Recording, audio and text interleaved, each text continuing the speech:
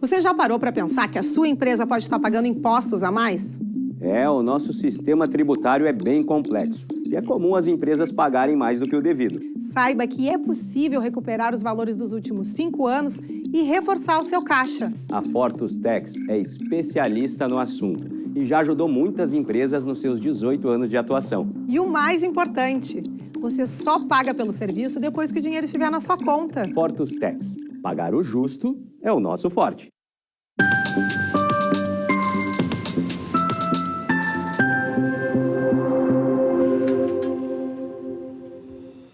Olá, sejam todos muito bem-vindos. Está no ar o programa Papo Certo. De segunda a sexta, logo após o Cadeira Cativa, estamos aqui para falar sobre os assuntos de empreendedorismo, saúde e as diversas áreas do direito. E o Papo de Empreendedor de hoje, o tema é Construindo Negócios. E quem está conosco hoje é o empresário, conselheiro de empresas, Fernando Mendes. Seja muito bem-vindo. Olha, muito obrigado pelo convite, agradeço imensamente a Amanda, ao João e parabenizar pelo belíssimo programa, enfim, estou à disposição de vocês. Seja muito bem-vindo então ao Papo Certo, Fernando. Você de casa que nos assiste já sabe, o nosso programa é interativo, então venha participar através do 30 29 80 80, enviando a tua pergunta, a tua sugestão ou o teu comentário. Agora nós vamos fazer um intervalo de meio minutinho e já voltamos.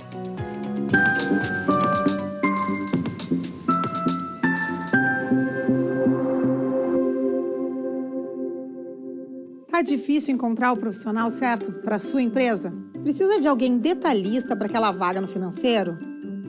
Quem sabe um criativo para o marketing? Ou ainda, alguém focado em resultados? A Fortus RH utiliza técnicas de seleção e processos estruturados, realizando entrevistas, aplicando provas e testes específicos. Tudo isso para buscar a pessoa certa para a vaga certa. Fortus RH. Conectar pessoas é o nosso forte.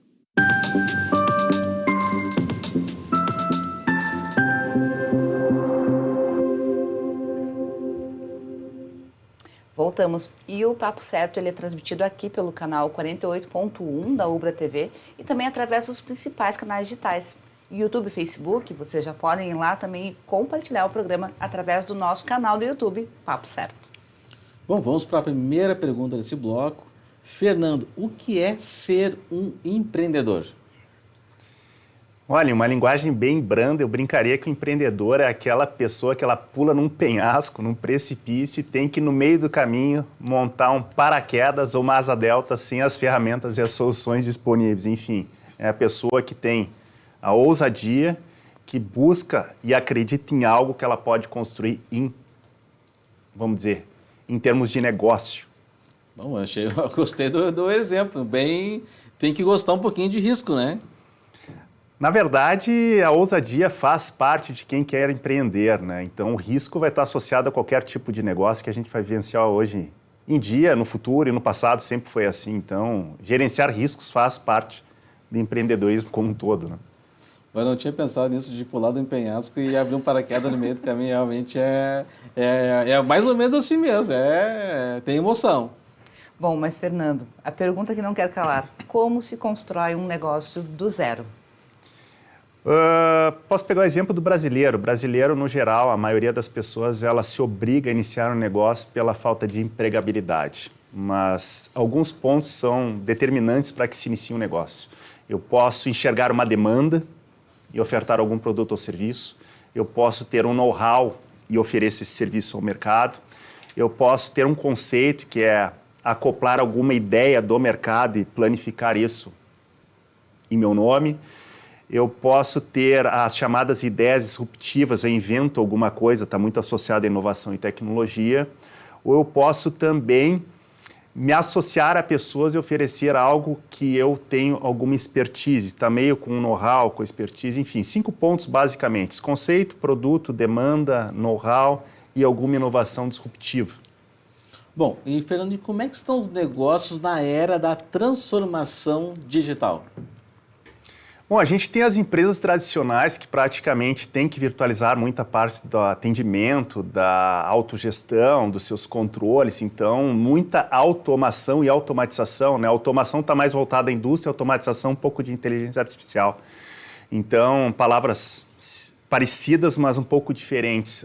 Entrando já no mundo virtual, as pessoas empreendendo muito através de e-commerce, dropshipping, marketplace, a era dos influenciadores, enfim, programas de afiliados. Então, muita coisa nova surgindo nessa era pós-pandêmica, né? Eu vou aproveitar e falar, o que é o dropshipping? O que seria um exemplo de empreendendo com dropshipping? Pois é, esses nomes complicados aí do inglês, né? Dropshipping é uma categoria onde, teoricamente, a gente não trabalha com estoque, né? A gente intermedia, agencia negócio como um vendedor virtual. Obviamente, não é só vendedor, né? A gente é um empreendedor virtual e faz com que o estoque seja gerenciado diretamente pelo fornecedor. A gente efetua o pedido, organiza todo esse controle e a remessa é feita diretamente, vamos dizer, do Alibaba, da Amazon, de algum fornecedor nacional ou internacional que a gente possua convênio ou uma parceria, né? E o que seria o programa de afiliados que comentaste? O programa de afiliados, eu ganho uma comissão para, teoricamente, apresentar os teus produtos e receber essa remuneração. Vamos dizer que tu tem uma empresa que vende artefatos de decoração e eu me coloco à disposição via Instagram para, através de um link dedicado da tua empresa lá, fazer uma demonstração do produto, fazer a venda e, através desse link, quando alguém compra em meu nome, eu recebo uma remuneração e aí tu me repassa o dinheiro, mais ou menos isso. Não. Bom, mas assim, falando sobre empreender, existe algum perfil ideal para a pessoa ser um empreendedor? Existem alguns atributos básicos, eu vou tentar catalogar em 4, 5, tá? Fique talvez em 4, mas o primeiro de todos é a coragem. Como dizia Aristóteles, a coragem é a mais nobre das qualidades humanas, pois só ela garante todas as outras. Então, a gente falou um pouquinho antes de ousadia, uma coragem mais voltada à ousadia, tá?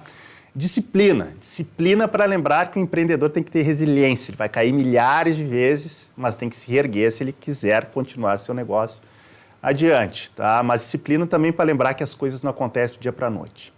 Terceiro ponto, perseverança. Vai ter que todo dia estar disposto a construir esse negócio. E por último, eu poderia dizer humildade associada até a simplicidade. Humildade para reconhecer que todo dia vai ter que estar aprendendo e simplicidade para tentar não complicar as coisas, fazer do modo mais fácil, mas obviamente dentro da legalidade. Sabe, Fernando, que às vezes eu vejo grandes empresários que são pessoas de sucesso, chegam a um topo e talvez por uma falta de humildade, ou falta de saber que às vezes o mercado muda também, né? Grandes empresários do passado, daqui a pouco o mercado muda e a pessoa, eu não vou mudar porque eu sempre fiz assim, e aí isso acaba às vezes dando problemas na empresa. Acontece isso muito? Tu vê isso muito acontecer? Bom, eu estava lendo esses dias, a gente tem vários cases, enfim, mas a gente pode lembrar dos videocassetes, né? De uma hora para outra, sumiram. A própria Netflix começou, se eu não me engano, como locadora de fitas VHS, e aproveitou a onda das transformações. Então, geralmente, a gente pode lembrar da Kodak, as máquinas digitais, enfim, as fotos hoje instantâneas via celular. As inovações disruptivas, essas criam novos mercados, elas realmente vêm como uma avalanche para quem não está apto assim às mudanças, né? Até dizem que triste não é mudar de ideia, triste é não ter ideias para mudar. Então, o mercado, a única constante realmente é a mudança e as revoluções que a gente tem visto aí aceleradamente impactando o nosso dia a dia. Bom, e quais são os negócios que têm se destacado nessa área, nessa época digital? Posso reforçar ali, né? Vamos dizer que a gente presta serviço como dentista, como médico, como contadores, profissionais liberais. Hoje a gente tem uma versão mais virtual do que a gente faz, a presença física diminuiu um pouco, as pessoas ficaram com um pouco de preguiça de até agendar reuniões aí com o avanço do Zoom, das videoconferências. Então, há uma mutação de quem trabalha do modo físico é obrigado a fazer isso, com as empresas que têm produtos, vamos dizer, fábricas, né? Separando serviços, varejo e indústria. Serviço, comércio e indústria, né? As indústrias produzindo e tendo canais de automação para atender o cliente, os profissionais liberais tendo que ter uma presença tanto física quanto virtual, né? Hoje nós temos que nos apresentar via redes sociais, vender o nosso peixe, enfim, está à disposição. E as empresas puramente virtuais que têm todo um mecanismo voltado a esse mundo virtual, que já é a origem e essência delas, né? Eu vejo essas empresas que trabalham, vamos dizer, no mundo real, um pouco com mais dificuldade, as do mundo virtual um pouco mais avançadas em conceitos de desenvolvimento. Estava falando da questão, antes da pandemia, lá na Fortes, a gente tinha 10 reuniões presenciais e uma online. Após a pandemia, são 9 reuniões online e uma presencial. Essas são grandes mudanças que aconteceram nos últimos tempos também, né? E tu falaste uma coisa dos profissionais liberais. Muitas pessoas assim, eu não gosto de rede social e eu não vou ter rede social porque eu não gosto de expor a minha vida pessoal. Mas hoje, profissionalmente, tem que ter um perfil social, uma rede social, uma presença na rede social? Acredito, vou ser pessimista, bem-humorado, que infelizmente a gente é obrigado a ter, né? Porque é uma identidade onde as pessoas circulam através do celular, das suas redes sociais, do dia a dia, que praticamente tomou conta da vida de qualquer ser humano do planeta, né? A gente vive dentro de um tabletezinho de algumas polegadas aqui, então tem que se fazer esse processo mais mental, né? As pessoas hoje podem vislumbrar que muitos influenciadores, muitas pessoas que ganham dinheiro apresentando programas no YouTube, vendendo e-books, trabalhando em plataformas digitais, elas vêm de uma esfera já totalmente digital. Então, eu sinto essa dificuldade, esse bloqueio um pouco, de as pessoas terem essa restrição de que vai ter essa invasão da sua vida pessoal, né? Mas, infelizmente, então, bem-humoradamente falando, a gente tem que ter, sim, os nossos canais bem distribuídos e bem trabalhados, senão parece que a gente fica meio esquecido no vácuo, hein? E realmente a rede social, ela faz diferença. Bom, Fernando, e o que seria o tal plano de negócios ou business plan? O plano de negócio, quando eu explicava em sala de aula, eu tentava facilitar para as pessoas dizendo o seguinte: podemos lembrar do mapa astral ou do mapa do Google. Né? O mapa astral, a gente quer saber as tendências do que vai acontecer com a gente no próximo futuro, no futuro próximo. Aí, tá? E o Google, a gente coloca algum endereço no mapa que a gente quer chegar em algum lugar. O business plan, o plano de negócio, nada mais é do que um mapa que vai buscar nos direcionar para avançar nos processos, então, de construção do nosso negócio. Obviamente que ele é bem rebuscado em termos de metodologia, mas tentando facilitar aqui, lembrar um pouquinho do Google e do mapa astral, nada mais é do que um guia, uma orientação básica de como a gente vai construir os passos necessários para que o nosso negócio possa avançar com segurança e sustentabilidade. É importante nessa época estamos em janeiro, né? Então é importante também que o business plan tu faz quando vai começar o negócio, mas também a empresa que já existe tem que fazer esse planejamento anualmente, né? João, excelente pergunta. Eu particularmente gosto pela virada do calendário contábil que termina geralmente em 31 de dezembro, né? Então, o iniciar do ano, ele não é só a mudança e a virada do ano, né? Ele é o calendário iniciando contabilmente falando, e acredito que toda essa energia aí de contabilidade até do ser humano, que fica esperando uma virada do ano ali para iniciar seus processos de renovação, se faça sim questão de orçamento, de planejamento, de ordenação do que acontecerá para o próximo ano ou, contabilmente falando, né, a nossa próxima competência, o nosso próximo calendário fiscal. Bom, o Fernando, quem está nos assistindo agora está pensando em abrir um negócio, quais são os desafios mais comuns para quem está começando um negócio agora, hoje? Vou falar um pouquinho mais de negócios virtuais, porque contabilmente, financeiramente e legalmente falando, tem algumas premissas que o pessoal está esquecendo de cuidar, tá? A maioria dos negócios virtuais, por exemplo, que quebram, que não se sucedem bem, tem ocorrências na falta de legalização dos negócios. O que eu quero dizer com isso? A pessoa não abriu um CNPJ, não formalizou o seu negócio, não recolheu os impostos, não organizou bem a sua contabilidade inicial. Por incrível que pareça, há pessoas que têm negócios virtuais que acreditam que o negócio virtual não é obrigado a recolher impostos. Isso é muito perigoso. Então, por que eu falei do virtual? Porque essa vertente pós-pandêmica, os tradicionais, teoricamente, a pessoa já conversou com o seu contador ou mais ou menos buscou ideias para iniciar o seu negócio. Mas no mundo virtual a gente tem essa falta de legalização, impedindo até o início mais ou menos direcionado o negócio. Já começa complicado. Quem não conhece o Fernando, eu esqueci de falar, o Fernando também é escritor, já escreveu 6 livros, ele tem um livro especificamente que trata dessa questão dos negócios, né, virtuais, correto? Correto. E, Fernando, como lidar com os números dos negócios? É necessário ter educação financeira?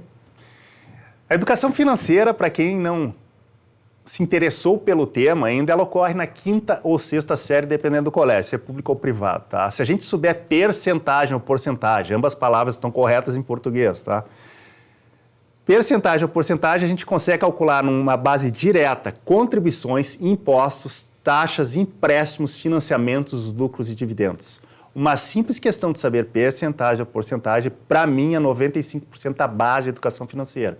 Porque as coisas que eu mencionei agora, elas permeiam 98% ou 99% das ações de qualquer indivíduo hoje do nosso planeta. Então, vale a pena dar uma estudadinha na percentagem, porcentagem, que reforçando aqui, ó, contribuições, impostos, taxas, empréstimos, financiamentos, lucros e dividendos, a gente vai entender muito mais facilmente. Aí o passo comportamental da educação financeira, que se faz necessário sim, ele vai ficar mais fácil num grau de entendimento. Bom, Fernando, como é que tu vê assim, os impactos da tecnologia nos negócios hoje? Como é que está sendo essa revolução aí? A gente pode lembrar da pandemia, que foi o problema inicial das questões de atendimento ao cliente, né? Vamos dizer, muitas empresas fecharam, não tinha um canal direto via telefone acoplado a um WhatsApp, ao Instagram, suas redes sociais, uma automação de atendimento, essa questão da problemática das pessoas serem obrigadas a ficar home office. Então, toda essa desorganização que aconteceu em virtude da pandemia. Falei um pouquinho antes, mas é bom sempre reforçar, as empresas tradicionais estão trabalhando mais a questão de automação e automatização. Automação de processos, automatização de métodos e processos com uso de inteligência artificial. As empresas mais virtuais já nasceram um pouco automatizadas, obviamente, e automatizadas. Então, até acho que misturei ali automatizado, enfim, automação com automatização. Tá? As empresas virtuais, na verdade, elas já estão trabalhando essa questão como um todo, seja via plataformas virtuais, seja via ferramentas e soluções. A gente tem ferramentas de atendimento com uso de inteligência artificial, chatbot, atendimento remoto, calendário de atendimento, enfim. As questões primordiais que eu vejo de mudança ocorreram pelo início, estou me prolongando aqui, né? Pelo início dos atendimentos e de relacionamento com o cliente, tá? Mas eu acho que está num grau incipiente ainda de início e as pessoas estão tendo dificuldades em ambos os mundos, real e virtual. Que recado tu dá para quem ainda não está entrando no mundo virtual, ainda não está entrando nessa questão de automação? Pois é, escrevi alguns livros sobre isso, mais como curioso também, obviamente como professor que fui dessas disciplinas, eu vejo essa desordenação provocada como uma lacuna da transformação que ocorreu ao natural pós-pandêmica, tá? As pessoas do mercado tradicional, o que eu chamo do mundo real, ainda têm uma certa resistência e dificuldade, a gente falou um pouco sobre as redes sociais, mas também tem dificuldade de automação e automatização, talvez por cultura ou até conhecimento básico do assunto. E vamos dizer, a galera mais nova, a gente pode pegar essa rede de influenciadores e grandes empreendedores do mundo virtual, que já estava mais aberto às tendências do mercado da transformação digital, elas aceitam essas ferramentas de colaboração, de automação, de automatização mais facilmente. É meio intuitivo o processo, então obviamente que tem uma aceleração disso. Eu diria para ambos os casos que a pessoa tem que ter paciência, tem que ter calma, mas tem que estudar a fundo o que está acontecendo e ver o que melhor se aplica ao seu negócio. Porque obviamente a gente tem um excesso de ferramentas e soluções hoje que vieram em forma de avalanche pós-pandêmico, mas já antes da pandemia, pré-pandemia, a gente já tinha bastante ferramentas e soluções. E cabe ao empresário, ao empreendedor, hoje em dia, ver o que realmente se acopla e se aplica melhor ao seu negócio. Então, uma parada e análise obrigatória para ver como está o seu negócio e o que realmente se encaixa melhor, né? Muito bem. Agora eu vou chamar um intervalo e nós já voltamos a seguir para falar mais sobre construindo negócios. Fiquem com a gente.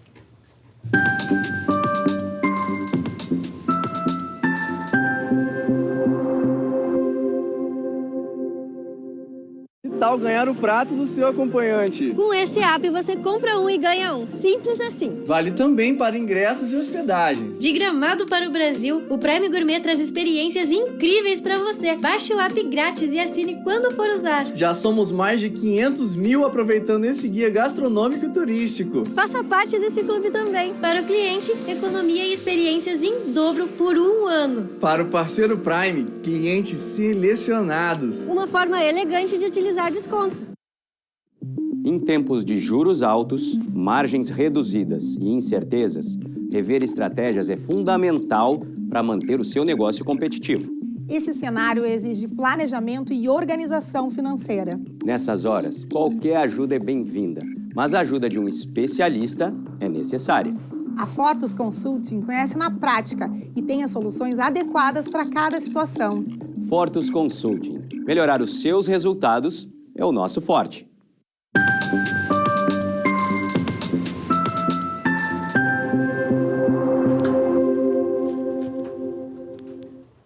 voltamos, eu quero aproveitar e te convidar para passar lá no nosso Instagram, papocerto.com.br, conferir a agenda da semana e também nos enviar um direct trazendo a sugestão de tema, assunto e até mesmo o convidado que tu queres ver aqui.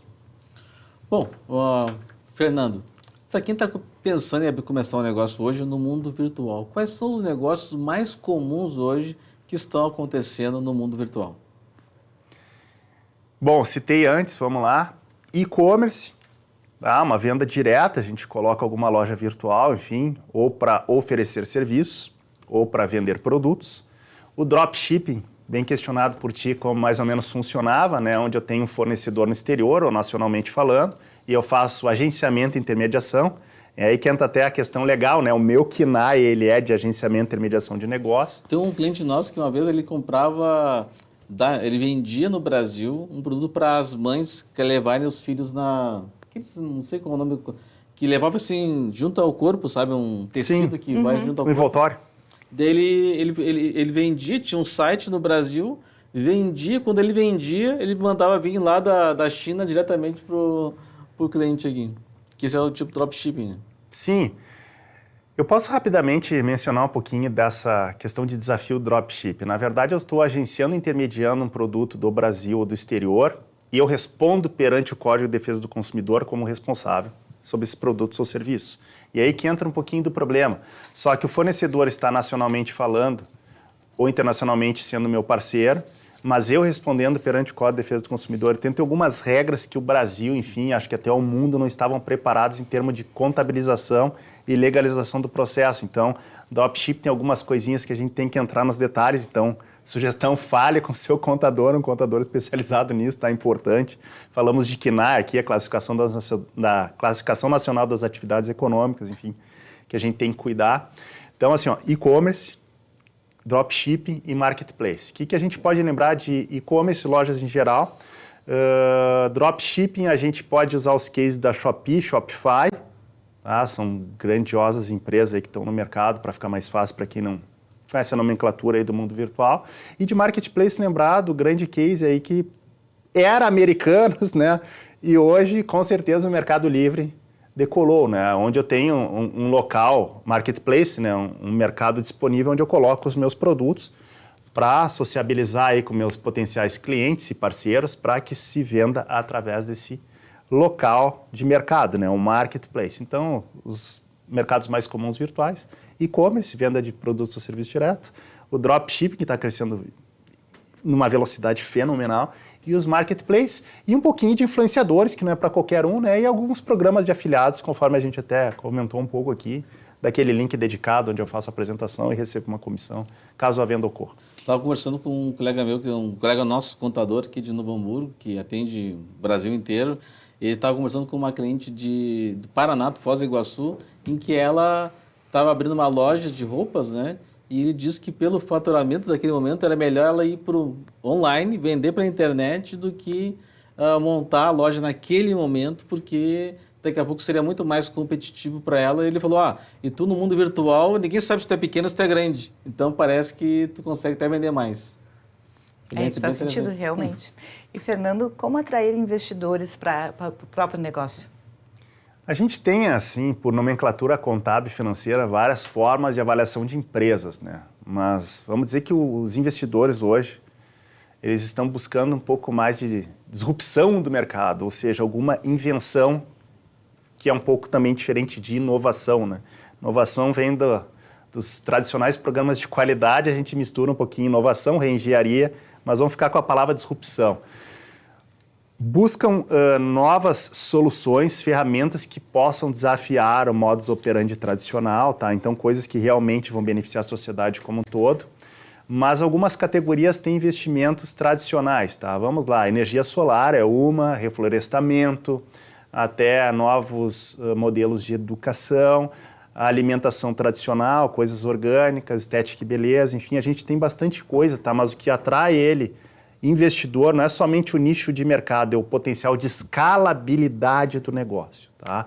Muitas vezes a gente vai lá no patrimônio líquido e olha quanto a empresa está rendendo realmente, a gente pode fazer os valuation lá de fluxo de caixa descontado, isso, aquilo, mas dos investidores que eu tenho trabalhado, mais ou menos A ideia principal é quanto a gente pode escalar esse negócio. Então, quanto eu coloco de dinheiro para o negócio se multiplicar várias vezes e, obviamente, eu retirar o meu capital investido multiplicado rapidamente de preferência. Então, essas duas coisas, escalabilidade, quero colocar dinheiro, quero que cresça logo e que me dê bastante retorno ontem, mais ou menos assim. Falar assim, podia falar um pouquinho mais, o que é essa escalabilidade assim, que os investidores estão procurando? Assim, que tipo de negócio é escalável, digamos? A escalável, vou usar um exemplo aqui, vamos dizer que nós três a gente monte um curso, tá? E a gente divulgue bem nas redes sociais, organize o aparato todo, faça as gravações como a gente está fazendo aqui, com bastante atenção, simpatia junto ao nosso público, e que a gente consiga 1.000 alunos, por exemplo, a R$1.000. Se a gente multiplicar 1.000 alunos a R$1.000, a gente já tem um faturamento de 1 milhão, com um custo baixo, lembrando da loja lá do comércio da tua cliente, enfim, não sei se era cliente, ou tu mencionou do teu parceiro aí de Novo Hamburgo.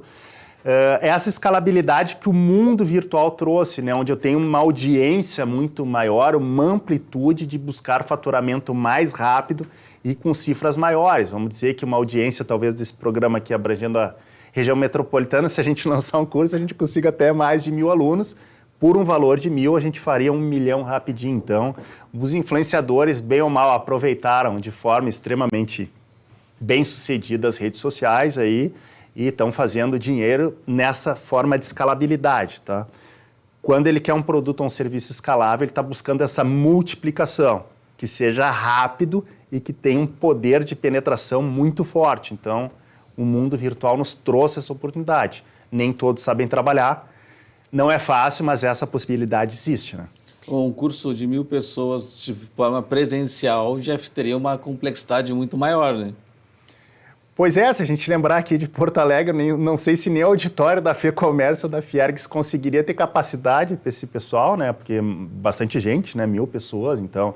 Enfim, no universo virtual, né? Teoricamente, a gente tem um público aí de 100 milhões, 200 milhões de habitantes aqui do nosso país que estariam teoricamente disponíveis. Obviamente que não chega a ser nesse número, mas de 200 milhões atingir 1.000 pessoas que a gente mencionou em caso de exemplo aqui é bem possível, né? Mas obviamente tem todo um trabalho a ser feito e não há fórmula mágica, né? Para tudo tem que trabalhar. Perfeito, então. Fernando, o programa assim passou voando e chegaram perguntas através do nosso WhatsApp que depois vou te passar para a gente poder encaminhar para o nosso público, então. Quero agradecer a tua presença aqui conosco. Eu que agradeço novamente, João, uma gentileza, simpatia em pessoa, Amanda, então, parabenizar novamente o programa e muito obrigado por me receber aqui.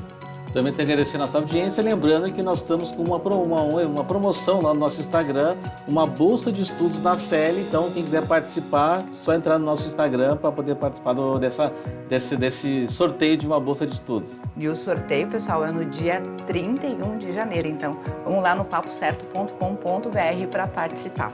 Então agora deixa a chamadinha aqui, que amanhã o nosso papo é de saúde inédito, então até lá!